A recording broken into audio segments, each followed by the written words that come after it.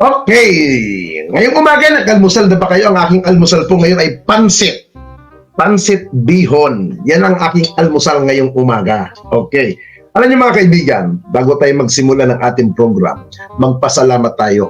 Dahil tayo nagising, tayo ay tumayo, at higit sa lahat, kung ikaw ay walang karamdaman ngayong umaga, malaking pagpapala yan. Okay? Magpasalamat ka sa Diyos.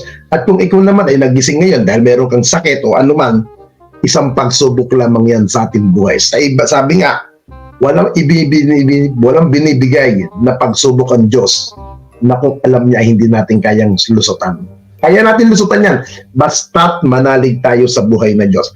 At paalala ko po muli sa mga nanonood po dyan, paki-comment po kung nasaan location po kayo, saan lugar kayo, para alam po natin kung saan po ba nakakarating ang ating mga Facebook Live. Okay? Para alam po natin kung saan po nakakarating ang ating mga live po tuwing umaga sa ating YouTube channel. Kaya po, paki-comment na lamang po ang inyong location para alam po natin kung kayo ay OFW. Okay, ang ating topic po ngayong umaga ay ito po ang ating topic ngayong umaga. Bakit walang nakasuhan sa narcolis nung panahon ni dating Pangulong Duterte? Ang dami niyang pinangalanan na kung sino-sinong mga politiko, kung sino-sinong personalidad, ni isa ay wala pong napangalanan. Hindi po maitatanggihan. Wala pong nakasuhan na kahit isa. Hindi po ba? Doon tayo nagtataka. Bakit walang nakasuhan? O doon sa mga allegation na pinangalanan ni dating Pangulong Duterte, bakit po walang nakasuhan o nahatulan? Bakit nga po kaya?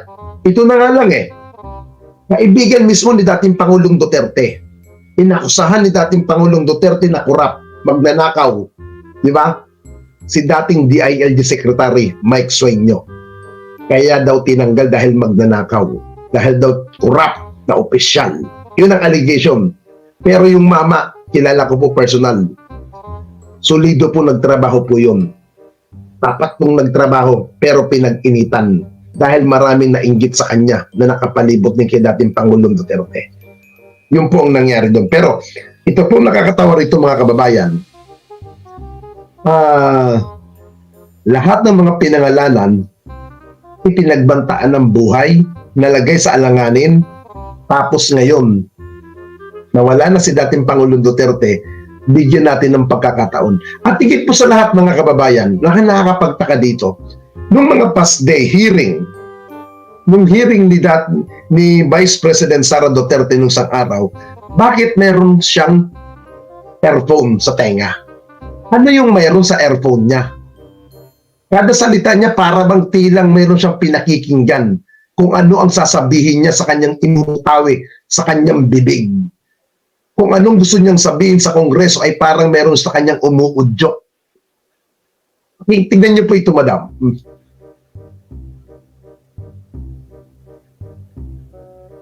Diba? Tingnan niyo.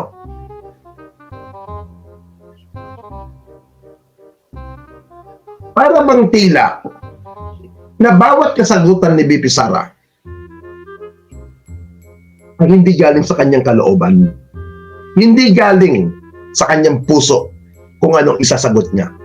Bagkos may dumidikta sa kanya sa bawat katanungan, bawat isasabihin niya doon sa hearing ng Kongreso. Bakit kaya meron siyang kailangan niyang may ganyan? Hindi naman siguro bingi si BP Sara. Di ba? Parang gumagawa siya, parang may nagkukot sa kanya. Itong sasabihin mo lang, ganito, ganito, ganito, ganyan. Pag hindi niya gusto ang tanong ng mga mambabatas, binabara niya. Di po ba? Kung ano-anong mga pautot ang ginagawa niya. Kung ano-anong allegation ang sasabihin niya para lamang masabi siya ay api. Masabing para masabi lamang na siya ay pinag-iinitan ng Kongreso. Dahil nga sinabi niya nga nung mga nakaraan, yung daw ginagawang hearing ay para daw sa kanyang impeachment laban daw sa kanya. Para daw siya ay patalsikin. Yun ang allegation ni BP Sara.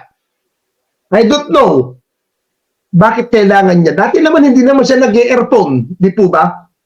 Nung mulang pinapatawag siya ng Kongreso, parating may nakasaksak na sa kanyang tenga. Parating nang may nakaano sa tenga niya. Hindi kaya may bumubulong doon sa kanya na ang parang yung nagga-guide sa kanya na ito lang sasabihin mo, madam. Ganito lang ang lingwahe. Mas nagtataka po ako sa mga defender ni Sara, sa mga TikToker, sa mga ibang Facebook upload. Puro music ang ina-upload nila about kay Sara. Puro music. Alam niyo, mga kababayan, kagaganyan ni Sara na hindi niya sinasagot. Pinapakita niya na ang sarili niya ay guilty. Sabi nga natin ng mga nakaraan, napakadaling sagutin ang mga katanungan ng congressman. Saan mo dinala? Saan mo napunta? Bakit may mga ganito, may mga ganyan? Hindi niya magawa. Di ba? Parang tayo po, kayo. Pag humingi ng pera sa inyo ang inyong anak, tatanungin niyo yung anak niyo, o bakit ka humihingi? Para saan mo gagamitin ang pera? Ano ang bibilihin mo? Di ba? Minsan nga, pag nagkataon, nabigyan mo na, yung tinanong mong anak mo, na ganito ang ano bang gagawin mo sa pera, pag nabigyan mo na pagdating ng ilang oras, o nasaan na yung binili mo? Di ba? Gaganon tayo eh. Normal po sa tao yan eh. Di ba? Kasi pinaghirapan mo yan eh. Pera mo yan. Di ba? Pera mo yan para malaman mo na ang binili mo doon sa taong binigyan mo ng pera ay talagang ibinili niya ayon sa kanyang sinabi. Di ba? Di ba po ba? Kaya nagtataka tayo, bakit hindi masagot ni Sara? Di ba? Crispin Padernos, hindi kaya lahat ng nakalista ay kalaban sa politika o karibal sa drugs? Pwede. Pwede po yan. Pwede po yung sinasabi nyo. Crispin, di ba? Kahapon po, nasa kongreso po ako kahapon. Meron po akong taong sinadya sa kongres kahapon. Kasi, kaya ko po ito sinadya, itong congressman na to, dahil nga nakakairita yung sinasabi ni BP Sara. Nagkakaya daw, nagkakaroon ng mga Congress hearing, Congress investigation, para daw siya ay sirain, wasakin, at ipahiya sa publiko. Yun ang sinasabi ni Sara. Ngayon, may kaibigan naman tayong ilan congressman dyan, at ito naman kausap ko kahapon na si Congressman Ronsalo, taon na po kaming magkakilala.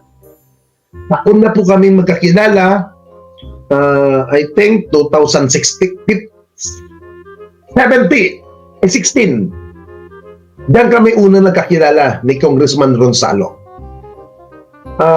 Noong mga panahon na yon, hanggang sa ngayon, regular kami nagkakausap, nagkakamustahan, at minsan nagkakatawagan kami. Kung daw nagkakamali, 4 times, 3 times ako nung nakapunta na ako sa bahay ni Congressman Ronsalo. Then somewhere in Metro Manila lang naman siya nakatira. Hindi ko pwedeng i-mention kung saan exact location bahay niya. Nakapunta ako sa bahay niya, mabuting kaibigan, maayos kausap. Doon kahapon, pinuntuhan ko siya. Sabi ko, Kong, ano po ang gaano kahalaga ng mga ginagawang pag-i-investigate ng mga kasamahan niyong congressman? Gaano ito ka-importante? Kasi nga, sinabi ko sa kanya, pinalalabas ng mga ibang personalidad, hindi ko na tinukoy si BP Sara doon, o sino man mga personalidad, hindi ko na tinukoy sa tanong ko kay Congressman Salo. Ang explanation niya, napakahalaga ng mga ginaganap na House Inquiry, Senate Inquiry, kung ano man investigation. Kasi nga nila, dahil sila kumukuha na gagawin nilang batas. Kung sa isang investigation na mayroon silang nasilip na isang opisyal, dahil doon sa ginawa ng isang opisyal ay hindi pwedeng kasuhan dahil ganito, walang batas, doon sila kumukuha ng pagkakataon na ipama kung ano man ang pagkakamali ng ibang mga opisyal natin para mapunuan kung ano man ang dapat punuan. Kaya ganun ang ginagawang mga kabilaan investigation. Pro ka man o antay ka man, kakapanalig ka man ng gobyerno, hindi ka man kapanalig, opposition ka man o pro-administration ka, ginagawa nila. Ito po, pakinggan nyo po, naka-upload na po ito, pero ipaalala ko po sa inyo, yung explanation po ni Congressman Gonzalo para po alam po ninyo. Ito pong ginagawang investigation ng Kongreso, Kamara, ay hindi po para hiyain ang mga ibang personalidad. Hindi po para ipahiya, sirain, wasakin, o pabagsakin. Hindi po ganun ang ginagawa nila. Sabi nga natin, kung wala kang ginagawa at alam mo sa sarili mo na maayos ka, kahit ilang tanong pa yan, at kung alam mo sa sarili mo na wala kang ginagawang anomalya at wala kang itinatagong baho, one by one, sasagutin mo ng taas noo at may mukha kang iharap. Pero kung wala kang magagawa dahil marami kang ginawang kabalbalan, talagang hindi mo masasagot. Pakinggan niyo po ang sinasabi ni Congressman Gonzalo ayon po sa aking interview sa kanya kahapon. Ay, Kong, magandang araw po sa inyo, Kong Gonzalo. Gaano po kahalaga ang inyong ginagawa dito sa Kongreso na mga house inquiry, house investigation, para po ba saan yan? Para po malaman ng ating mga kababayan? Hi ninyo, isang mapagpalang araw sa iyo at sa lahat ng mga masugid mong manonood. Papasalamat ako sa opportunity na matanong mo tungkol dun sa ginagawa ng Kongreso. Una, tatandaan natin ninyo na sadyang kasama ito sa kapangyarihan o poder po ng Kongreso na mag-conduct ng mga investigations in aid of legislation. Pangalawa, sadyang mahalaga itong topic na pinag-uusapan sapagkat nandyan po yung issue related po sa EJK, nandyan po yung issue related po sa illegal pogos, yung proliferation po nito, and of course, yung mga proliferation po ng illegal drugs.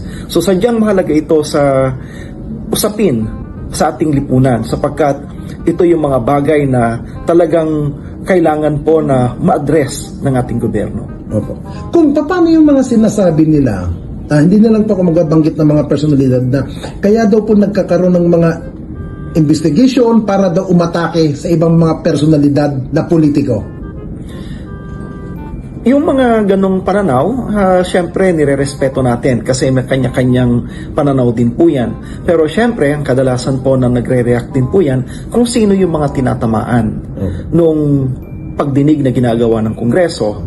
But at the same time, tatandaan po natin na ang layunin po ng Kongreso ay lalo pong mas mapag-usapan yung mga bagay nito, maimbestigahan at syempre ma-address. Either both via legislation or kung kakailanganin po na magkaroon po ng quote-unquote prosecution kapag may criminal aspect po ito. Nandyan po yung ating mga korte para i-address yung issue po na yun. Opo.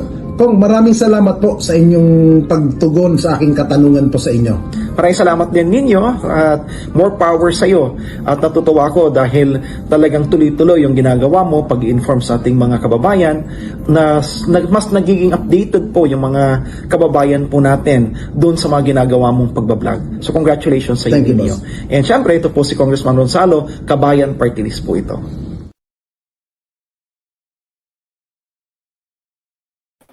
Yun, no? Malinaw po kaya po nagkakaroon ng mga inquiry, house investigation o yung mga quadcom na yan dahil para sa ginagawa nilang batas, hindi para sirain ang isang personalidad. Di po ba? Tinanong ko nga siya kahapon, Kong, ano pong inyong masasabi doon sa mga taong nagsasabi kaya daw kayo nag-iimbestiga, kaya daw kayo nag-hearing ng ganyan para daw sirain ang mga tao o sirain ng ibang personalidad. Ang sagot niya ni Congressman, opinion nila yan. Sa loobin nila yan, nire-respeto nila. Di ba? Pero, sabi ko nga kanina, kung wala ka naman itinatago at wala kang ginagawang kabalbalan, abay, lakas loob mong harapin yan. Lakas loob mong sasagutin. Kasi alam mo sa sarili mo, malinis ka. Malinis ang kamay mo. Wala kang kinurap. Wala kang ginawing katiwalian. May mukha kang iharap. Pero kung ikaw ay alam mo sa sarili mo, nangurap ka, marami kang ginawang kabalbalan, ang harap na sa Kongreso, gagamitin mo ganito. Di ba? Maglalagay ka ng head earphone para diktahan ka ng tauhan mo, para bulungan ka o takasan ka, ito lang ang sasabihin mo. Yan ang ginagawa ni Sara. Di ba? Kita niyo. Isang kabastusan, isang kawalang hiyaan. Di ba? Ganyan ang ating Vice President. Di ba? Hindi kayang sumagot. May earphone. Meron taong nagdidikta sa kanya sa bawat itasagot niya. Di ba? Mas simple. Sabi ko nga, mga kababayan, ako wala po akong pinag-aralan, hindi po ako nag-aral, hindi po ako tapos ng elementary.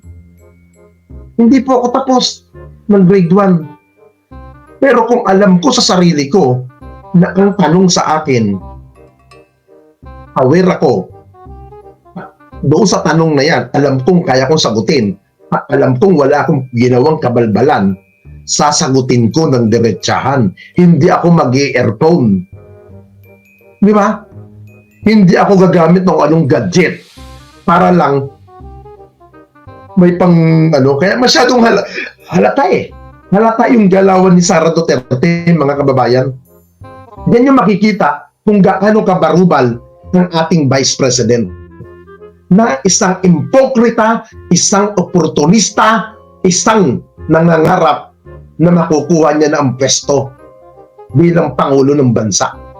Dahil masyado siyang na maupo. Alam mo mga kaibigan, kung anong ginawa dati ni dating Pangulong Gloria Macapagal Arroyo kay Erap, parang gustong mangyari ni Sara Duterte, ganun din ang gusto niyang mangyari. Di po ba? Bastos kasi, BP natin, kat anika iha ang dutiti kasi. Oy, good morning nga pala kay DJ Byron Music in Topic TV. I-subscribe niyo po yan, mga kababayan. Nasa US po yan. Napakabuting kaibigan po yan. Oo. Mabait po yan si DJ Byron. At higit sa lahat, isa rin po yung vlogger na pro-administration. Pro-Marcos po yan. Makabayan at higit sa lahat, nagmamahal sa ating gobyerno. Suportahan niyo po yan si DJ Byron Music in Topic TV. Pakisupport niyo po yan. Pakisubscribe niyo po yan, mga kapatid. Okay? Now, ngayon mga kapatid, pupunta tayo dito sa isang topic natin. Bakit walang nakasuhan? Di ba? Bakit walang nakasuhan ng mga narcolis, ng mga politician sa daming pinangalanan ni dating Pangulong Duterte? Sa dami niyang menensyon sa mga drug list, kung ano-anong pautot, sa dami niyang pinangalanan ng mga personalidad, pero wala po siya. Wala siyang pinangalanan na kahit na isa na nakasuhan. Bakit kaya? Di ba? Di ba? Nagtataka po ako, mga kababayan. Alam nyo, hindi po ako naghangad na ipatawag dyan. Okay? I-check na lang nila yung record ko doon. Ganun na lang. Di ba? Di po ba? Ito ako nagtataka. Bakit walang kinasuhan? Diba? Noong panahon ni dating Pangulong Duterte, napaniwala niya ako na nasa narcolis.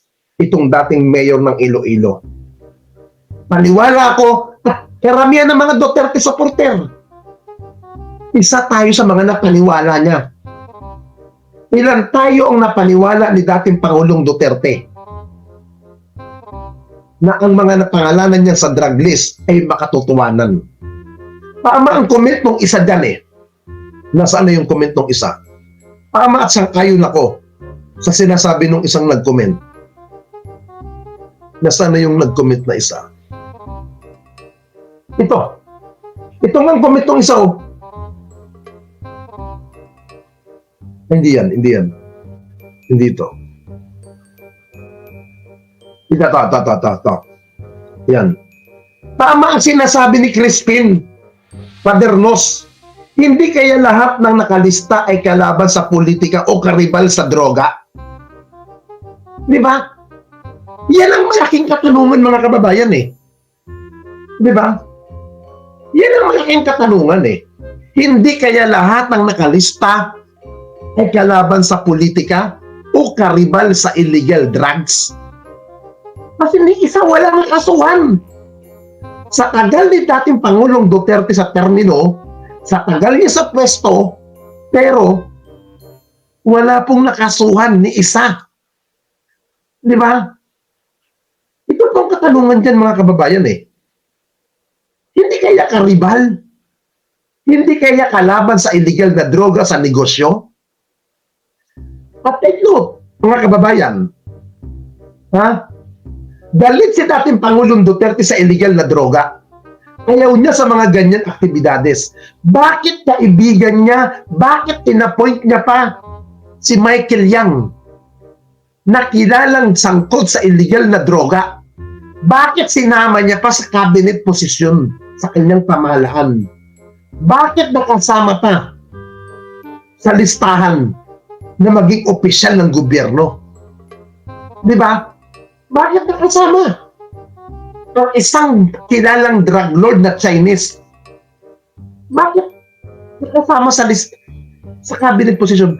Mga kaibigan, bago tayo magpatuloy sa topic na pinaka-topic natin, na tanong natin, bakit walang nakasuhan doon sa mga narco-list ni dating Pangulong Duterte?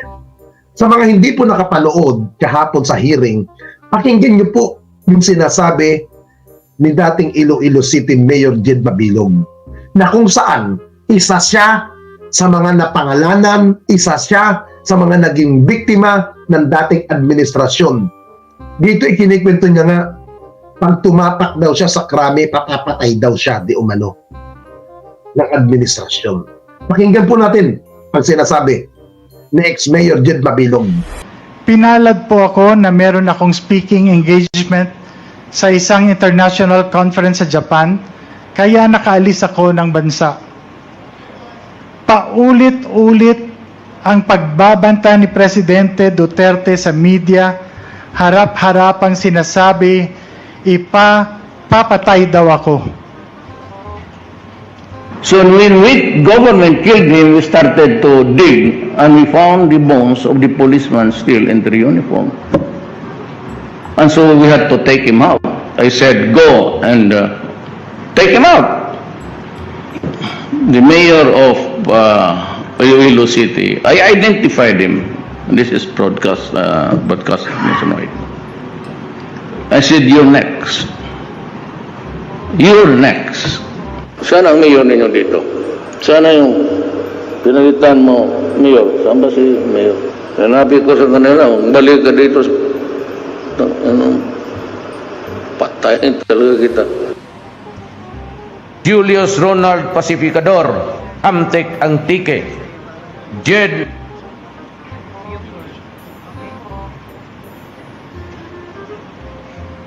At alam po nating lahat, hindi lamang po ito basta-basta pagbabanta. Kayang-kaya niya pong totohanin ito. Labag man sa kalooban, kinailangan po naming lumisan at wag na munang bumalik sa Pilipinas.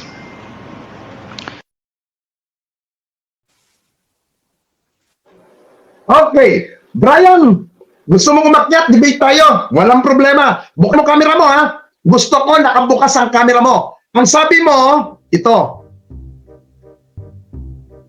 Parahinog, convicted, no. Anong pinagkasabi mo? Walang nakasuhan. Okay, gusto ko bukas mo ang camera mo. Ayan ang link, kaibigan.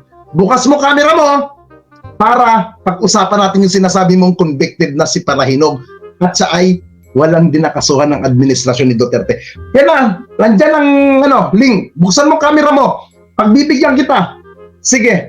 Total, walang umakyat dito na pro Duterte. Gusto ko, ikaw, umakyat ka, kapatid. Akyat ka. Akyat ka, dali. Akyat ka. Bukas mo lang camera mo. Buksan mo. Tayuan mo yung sinasabi mong convicted si Parahinog. Ha? Tayuan mo. Bakit ka? Nandiyan ang link ko. Oh, basta't bukas ang camera. Okay? Sige. Bibigyan kita ng time. Brian! Nasaan ka na, Brian? Naghahantay ako sa iyo sa pag-akyat mo. Brian! Ayaw mo, hindi kita babalahurain, hindi kita mumurahin. Stick to issue tayo. Stick to issue lang. Brian, naghahantay ako. Nasaan ka na? Hindi kita ibablock dito. Hindi kita tatanggalin. Gusto ko, umakyat ka. Sabi mo, kung naghahamon, aakyat ka. Pinagbibigyan kita, umakyat ka ngayon. Hindi muna ako magpapakyat ng iba. Ikaw lang, Brian. Patunayan mo na nakasuhan nga na pailan ng Duterte administration. Itayo mo ang pagiging supporter mo ni dating Pangulong Duterte. Iano mo? Itayo, panindigan mo. Promise ko sa'yo, doon tayo sa isyo. Doon tayo sa isyo. Kasi hindi pa naman ako tapos sa topic ko bago ako magpakyat. Ikaw, bibigyan kita ng paraan na umakyat ka dito. Brian, ilang hagdanan. Pwede kang umakyat. Ilabas mo ang sinasabi mo na nakasuhan si Parahinog nung panahon ni dating Pangulong Duterte. Ilabas mo. Ilabas mo. Ipakita mo. Magano tayo. Debate tayong dalawa. Nagko-comment ka dyan kung ano na sinasabi mo. Nasaan yung sinasabi mo kanina? Nasaan na? Ayan. Patunayan mo. Ayan. Sabi mo. Ito pang sabi mo. Akyatin mo ako. Ayan, ulit na lang tanan. Sige na. Hindi kita gagaguhin. Hindi kita wawalang yain. Basta't doon tayo sa topic. Yun lang. Ipakita mo na may angas ang pagiging Duterte supporter mo. Pakita mo na may utak ka, kapatid, na kaya mong tayuan ang sinasabi mo. Ako wala. Sagot ko, hindi kinasuhan si Parahinog ng mga Duterte. Yung napatay, yun ang sagot ko. Hindi siya kinasuhan ni Digong. Bagkos, sinerve lang sa kanya na gusto siyang palayasin at kaya siya pinapatay. Yun lang. Sabi mo kinasuhan, convicted. Baka convicted siya sa ibang kaso. Hindi panahon ni Digong. Kasi nung panahon ni Digong, walang na-file na kaso sa kanya. Sinerve lang siya. At pinalabas, lumaban. Brian, nasaan ka na? Nasaan ka na, Brian? Nag-aantay ako sa'yo.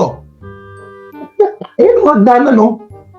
Basta ito pakiusap ko sa'yo, ipakita mo lang mukha mo. Ipakita mo na ikaw yung talagang tao. Hindi yung comment ka, wala ka naman palang lakas ng loob umakyat. Diyan ba sa mga DDS, pinapayagan bang umakyat ang mga anti-DDS? Hindi. Kaya pina-allowed po kayo umakyat dito. Pinapakyat kita. Gusto ko umakyat ka. Bakit hindi ka makaakyat? Payuan mo yung sinasabi mo na pinasuhan. Akyat ka. Akyat ka dito, kapatid. Akyat ka. Tapang mo Sabi mo, nakasuhan. Pagpatuloyan mo. Sige na. Gusto kong malaman sa'yo, baka mamaya may alam ka na hindi ko rin alam. Di nadagdagan yung kaalaman ko. Nasaan ka na? Putang ina mo pala, taka ka pala Inutil ka pala pag ganun. Ang tatang mo, maghahamon ka ng pakyatin ka sa mag-debate tayo, hindi mo magawa. Letse ka palang pukin ng ina mo Taka ka pala Brian. Brian, nasaan ka na pukin ng ina mo ka? Kanina sabi mo, akyat ka, pakyatin kita. Ayan pinapakyat ka nga, hindi ka umakyat. Okay ng ina mong letsing ihudi puta ka. Umakyat ka, putang ina mo. Wala na, hindi na kita mapakyatin. Ibaba na kita dyan. Kaya ang haba-haba ng paghantay ko sa'yo, hindi ka umakyat. Iyan kasi ang problema sa mga ibang Duterte supporter Maghamon kayo, tapos hindi nyo naman kayang tayuan. Sabi ko sa iyo, bibigyan kita ng oras. Tang ina ka, ihudi puta ka. Masaya mong umakyat. Sasabihin mo, nakasuhan. Para sa kaalaman mong tanga ka, si Parahinog, hindi siya kinasuhan ng Duterte administration. Huwag kang tanga-tanga. Pukin ng ina mo ka. Siya ay biktima ng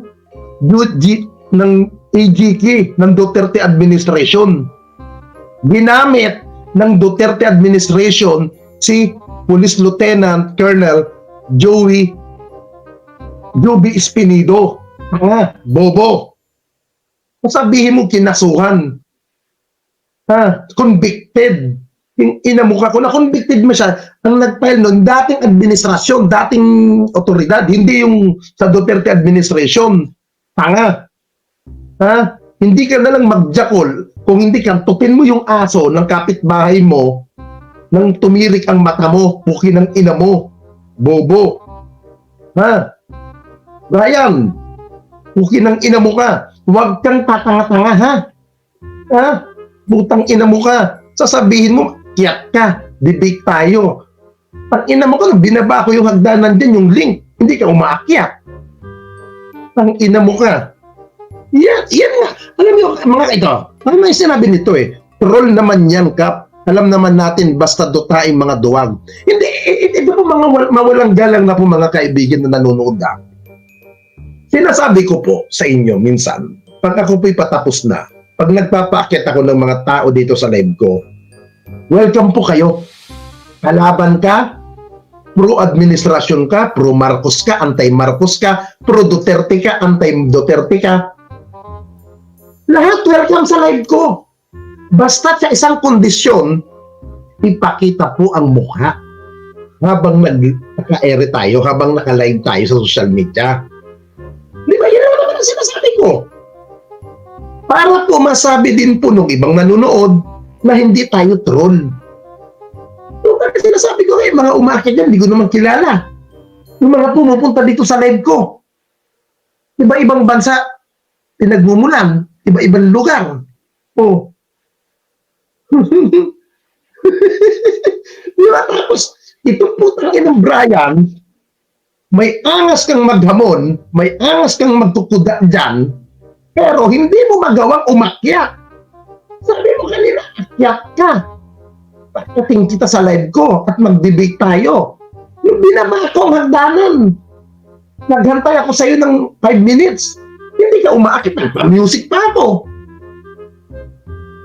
Ayaw mong umakyat. Ibig sabihin nun, duwag kang puki ng ina mo. Duwag ka na, wala ka pang bayag, wala ka pang dignidad. Puki ng ina mo. Yan ang problema sa mga inutil na kagaya nyo. How many times ko sinasabi? How many times ko sinasabi ito? Kayo mga baguhan na mga Duterte vlogger, defender, papunta pa lang kayo dyan, nakaalis na ako. Mga putang ina ninyo. Nakakalas na ako sa Duterte administration. At ako, as defender Duterte administration ng taon na yon, noong mga panahon na yon, hindi ako basta sunod-sunuran. Hindi ako basta chucho na kung sinong leader dyan. Ako'y rekta. Rekta ako kay Senator Bongo. Rekta ako kung kani-kanino, ya kila Muking. Rekta ako sa mga tauhan mismo ni Duterte. Hindi maitatanggi yan. Kasi mismong nagla-live ako pag nasa Malacanang ako nung panahon na yon. Pumupunta ako sa Davao. Ang ganda ng tinutuluyan kong kwarto, tinutuluyan kong hotel. Hindi kagaya ng mga vlogger ngayon, binabagsak kung saan binabagsak dyan sa Davao. Mga tanga. Kaya ako, huwag niyo ako i-compare sa sarili ninyo na defender ni Digong nung panahon na kung saan lang kayo iniiwan. Bahala na kayo dyan. Huwag ganun. Correct ka ako.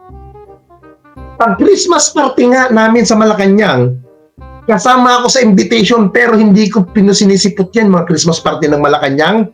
Hindi ko sinisipot kasi katwiran ko. Ano ka, makikipag-plastika ko kani-kaninong vlogger doon? Kakain lang naman doon.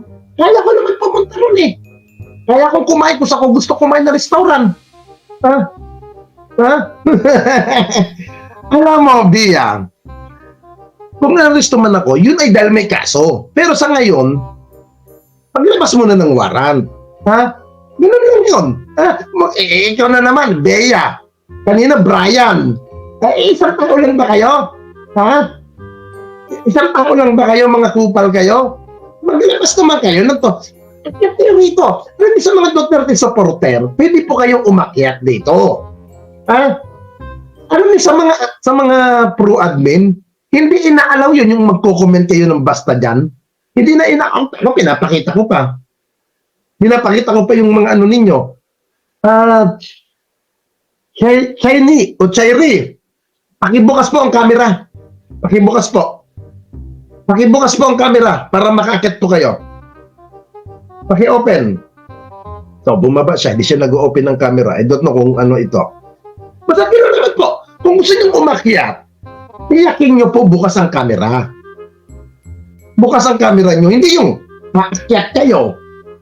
Sarado ang camera tapos walang muka. Huwag nyo gagayahin yung dating umakyat, ha? Na bukas ang camera pero yung muka may brief. Huwag nyo gagayahin yun. Masyadong tanga yun. Ha? Pinapakita niya ang attitude niya na pagiging tanga niya. Ha? Eh, kung kayo ay maka-Duterte, akyat kayo. Ha? Akyat kayo. Wala naman problema. Di Ariel, akyat ka, nakahubad ka. Wala naman problema. Para makita natin kung ano yung pinapakita ko nakahubad sa'yo. Kasi ako naman mga kababayan, hindi naman pa ako nakamonetize eh. Hindi ako takot na wala ang channel kong ito. Ha? Napakadaling gumawa ng channel. Ha? Hindi ako yung tipong vlogger na takot na mawala ang kanyang page, mawala ang kanyang account. Hindi ako takot dyan. Sige na, TRL. Akyat ka. Akyat ka. Akyat ka, TRL. Kaya makahubad ka. At ipakita mo kung ano man yung kumakalimbang sa pagitan ng hita mo. Ha? Akyat ka. Akyat ka. Upang ina mo ka, isa ka rin tanga. Lumayas ka na dyan. Yung ina mo, ban ka. Yan ang problema sa inyo. Atake kayo sa akin. Hindi nyo naman magawang umakyat. Ha? Hindi nyo naman makipakita ang muka. Alam nyo mga kababayan, dito sa live ko, kahit anong comment nyo dyan, ilalabas ko yan. Ito na lang. Sa mga kagaya nila Mac Pablo, nila Takero, nila Bulpulman, o yung iba pa na mga vlogger, yung mga antay, yung mga basher, hindi masyado nila pinapansin yan. Hindi nila pinapakita sa mga live video, mga ganitong screen video ko, na ipinapakita bawat comment. Hindi nila nilalabas minsan yan. Binablock nila kagad. Ako, binibigyan ko pa kayo ng time para mapakita natin kung gaano kayo kabobo, katanga. Ha? Ito na lang. Yung ginawa kay Mayor Jed Mabilog, ha? Na wala siyang record ng anomalya, wala siyang record ng katiwalian, nagkataon lamang iba ang kanyang sinuportahan noong 2016. Nagkataon na ang kanyang tinulungan binalang kandidato ay si dating DILG Secretary Marrojas. Ngayon, naging malaking issue yung kay Digong. Di ba? Malaking kahiyang kay Digong yun. Kaya ang ginawa niya, pinag-initan kung sino-sinong pinag-initan. Di ba? Ganun kagago ang mga yan. Kung sino-sinong winalang hiya. Di ba? Kaya kaululan ang mga pinaggagawa ng mga yan. Ha? Ha? Eh, good luck. Yeah, oo, nahuli na nga eh. Di ba? Tapos, ni isa, walang napatunayan doon sa mga allegation ni dating Pangulong Duterte. Alam niyo nakakaawa dito mga kababayan? Yung anak ng mga politiko, anak ng mga judge, anak ng mga pulis na ibinawit ni dating Pangulong Duterte na walang katotohanan. Di ba? Ilang taon sila nakapwesto sa Malacanang? Di ba? Ilang taon nakapwesto? Di ba? Tahimik yata si Peter Cayetano sa issue ng mga Marcos at Duterte. Check yan. Di ba? Ngayon, mga kababayan, kagaya na lang po, si Jed Mabilog may anak yan. Di ba? si Mayor Halili dati na napatay. Halos ng panahon ni Mayor Halili, binabalandra yung mga taong suspected drugs, mga magnanakaw sa bayan niya, pinaparada. Tapos nakasama pa sa narcolis. Kahit ako, nagulat ako doon sa nangyari yun. Mayor Halili nakasama sa listahan. Di ba? Ngayon, mga kababayan, paano yung mga bata, ng mga anak nun, na nabupuli? Uy, yung tatay mo.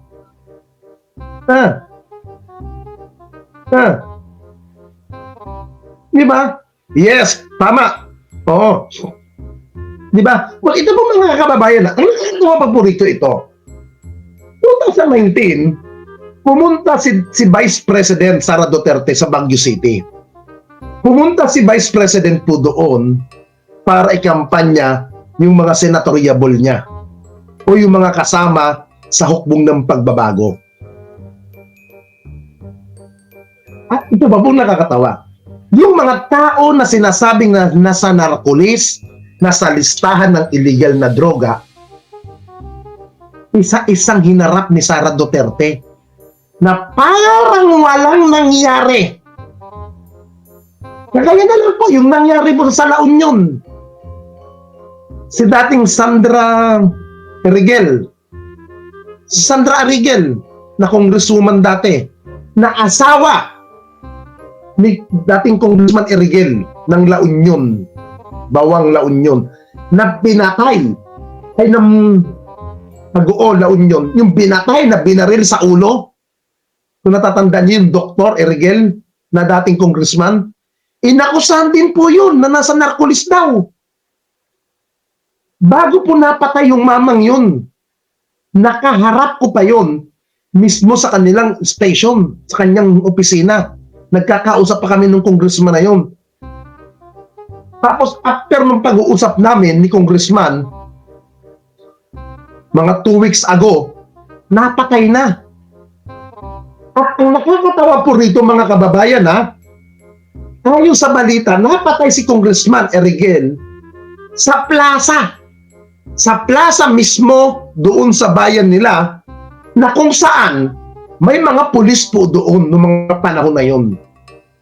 At yung pumatay kay Erigel, i-correct nyo lang ako, hindi po nahuli yung pumatay.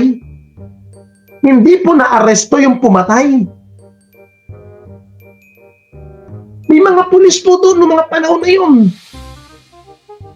At kung hindi po ako nagkakamali, ang dating regional director noong mga panahon na yun ay si dating regional director Gregorio Ramos Pimentel na dating Region 1 PNP.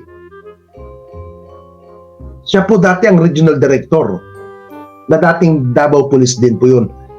At bago po siya nag-retire, nalagay pa po siya bilang deputy director ng PDEA. Di ba? Doon po nakakatawa mga kababayan. May mga pulis po doon ng mga panahon na yun, pero wala pong nahuli ang parang ganito na lang po mga kababayan. Natatandaan niyo po noong mga panahon na may nahuling droga doon sa anak ni dating Manila Mayor Alfredo Lim ng Manila? Kung daw nagkakamali, 1993 o 95, yung mga ganun taon, na kung saan ang nakahuli noon si Colonel Ramirez ba? O Colonel Martinez? Kung natatandaan niyo po ito, si Colonel Martinez ba o Colonel Ramirez? Yung mga panahon na yon. Nangyari po yun. Yung pagkakahuli na yon sa anak ni dating Manila Mayor Lim, nahulihan po ng ilang kilo ng shabu, ng droga, yung anak ni Mayor Lim. After ng pagkakahuli, lumabas sa media, lumabas sa mga pahayagan sa news, siyempre, dito yung nakahuli na Colonel. Naging station commander po yun ng Station 8, Santa Mesa, Manila. Nahuli po, Yung kernel po na to, naging station commander po ng Station 8. After 1 year o ilang month nung pagkakahuli sa anak ni dating Manila Mayor Lim, ito pong nangyari kay Colonel Ramirez ba o Martinez. Nagpa-flag ceremony po sila. Nagpa-flag ceremony dyan po mismo sa Santa Mesa Police Station, Station 8. After flag ceremony, biglang binaril yung station commander ng Station 8. Ang nangyari po ito, panahon po ni dating Pangulong Fidel Valdez Ramos, ni dating Pangulong Ramos. At ang mayor po ng mga panahon na yon ay si dating Manila Mayor Alfredo Ring. Dito po magtataka po tayo kung lilikutan po natin ang utak. Pinatay si Colonel Martinez o Ramirez sa mismong istasyon niya na kung saan hindi rin po nahuli ang suspect sa pagkakamatay. Hindi po nalalayo ang nangyaring ganon kay Mayor Halili at kay dating Congressman Erigel. Hindi kaya may basbas yun sa pagkakapatay kay Erigel sa taas? Oh, may gagawin dyan, walang Yun naman po talaga, 'di ba? Meron po talagang tinatago itong si BP Sara. At umiiwas po talaga siya na malaman ng taong bayan kung saan niya nilustay yung pera na inilaan sa kanyang opisina. Napakadali lang naman talagang sagutin 'yan kung wala talagang tinatago. Kumbaga ito yung tinatawag na dirty tactics. Simula sa kanyang ama hanggang dito kay BP Sara, dirty tactics po ang kanilang ginagawa. Maliwanag na maliwanag yan. Kitang-kita natin yan. Yung ginagawang dirty tactics na yan. Kasi nga po, kumbaga para hindi po mabuking, mabulilyaso ang mga ginagawang anomalya at hindi mabuking ang mga ginagawang katarantaduhan, talagang iwas pusoy po sila. Nakita na natin 'to kay Digong ilang beses na yan. Ilang beses natin yang nasaksihan sa kanyang pamumuno nung siya ang presidente, ganyan ang kanyang ginagawa. Napakarami pong mga naging biktima dito sa EJK ni Digong sa war on drugs, dito sa kanyang narco list. Napakarami po na mga naperwisyong Pilipino, naperwisyong mga politiko na hindi niya kaalyado o hindi niya kakampi, bagkus ay kalaban niya. 'Di ba? Napakarami po na nagdusa dito sa ginawang narco-list na ito ni Digong at hindi na po 'yun maibabalik. Hindi na maibabalik mahihirapan na po ang mga pamilya na naapektuhan na ibalik sa normal ang kanilang mga buhay. Katulad na lang nito, si Laila de Lima, 'di ba? 7 taon na patenga na kumbaga stagnant ang kanyang buhay sa loob ng presuhan. Pero 'di ba? Kita nyo, after all these years ng kanyang paghihirap sa loob ng kulungan, napatunayan ng korte wala siyang kasalanan.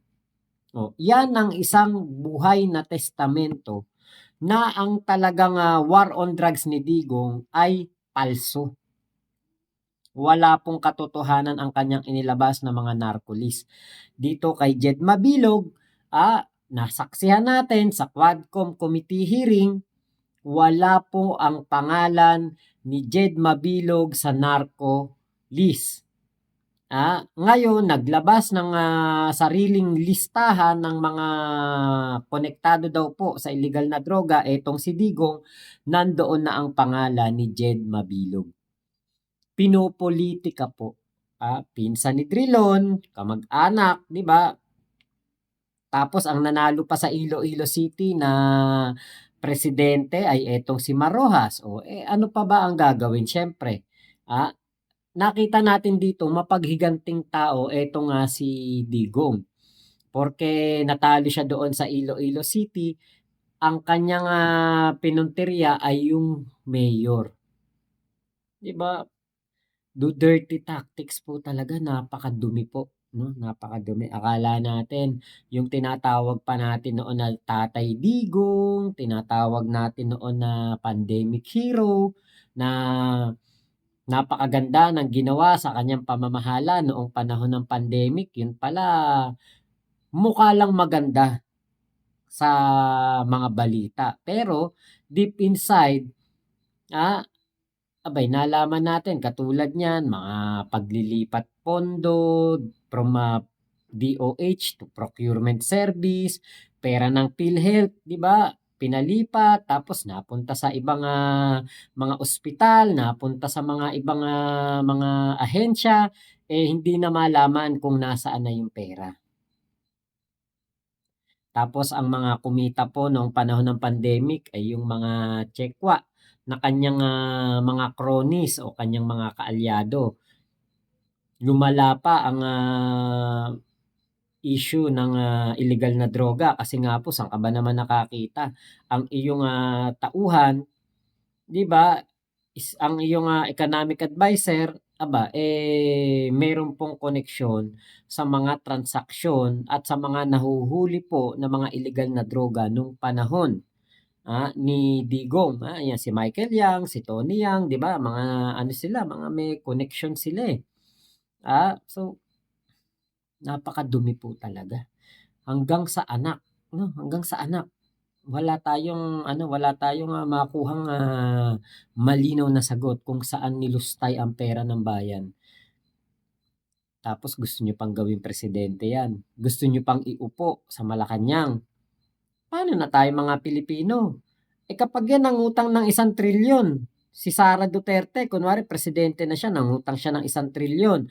Tapos kinwestiyon natin, hindi tayo makakakuha ng sagot. Kapag kinwestiyon, hinanap yung pondo, hindi sasabihin. Wala tayong magagawa eh. Bakit? Ang sasabihin lang yan, she may not not like my answer. But I am answering. Diba? Tapos lahat ng tao na nakakasalamuha niya, na napakinabangan niya, sasabihin niya, hindi ko naman kaibigan. Hindi kami magkaibigan. Pero meron siyang libro na Isang Kaibigan, di ba? Napakamasamang ehemplo po. So, isip-isip po tayo, 2025, inilabas na ni Digong listahan ng mga hindi natin iboboto. O, makinig tayo, di ba? Huwag nating iboto yung mga taong magiging tuta lang ni Digong. Magiging tuta lang ni Sara, tagapagtanggol lang ni Kibuloy. Naku po. Never again. Wag na po. Maawa po tayo sa bansang Pilipinas. Inaayos na ni PBBM. Ginagawa na po niya ng paraan para po maayos ang ating bansa na nilugmok ni Digong sa utang at talagang binaon tayo sa napaka-rimarim na mga krimen ng Pogo, ng EJK, ng war on drugs at napakarami pa pong mga krimen. Mag-isip po tayo. Kailangan po natin na maging matalino ngayon. Bakit? Para sa kinabukasan po ng ating mga anak. So yun lamang po. Maraming salamat sa inyong pagsama dito sa aking vlog na ito. Salamat sa vlog ni Kuya Nino Barsaga. Salamat po sa inyong lahat, Momo Chup Chup. Love you, love you. God bless us all. Pilipinas. God first. Salamat po.